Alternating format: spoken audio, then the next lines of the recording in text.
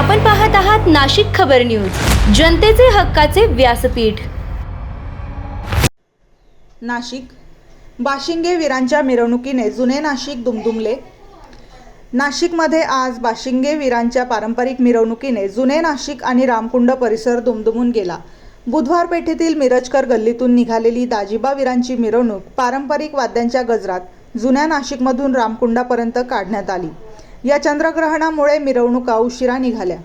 डोक्यावर फेटा, त्यावर खंडेराव महाराजांचा मुखवटा, कपाळावर मुंडावळ्या, कानात बाळ्या, गळ्यात सरी, अंगात सदरा, कमरेला धोतर आणि हातात कडे असा बाशिंग परिधान केलेला दाजिबा वीर पारंपरिक संबळच्या तालावर ठेका धरत नाचत होते।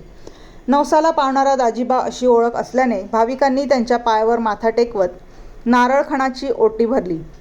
एका वर्षात नवस पूर्ण होतो अशी श्रद्धा आहे। शेकडो वर्षांपूर्वी सदाशिव भागवत यांच्यापासून सुरू झालेली ही परंपरा आज चौथ्या पिढीतही जपली जात आहे।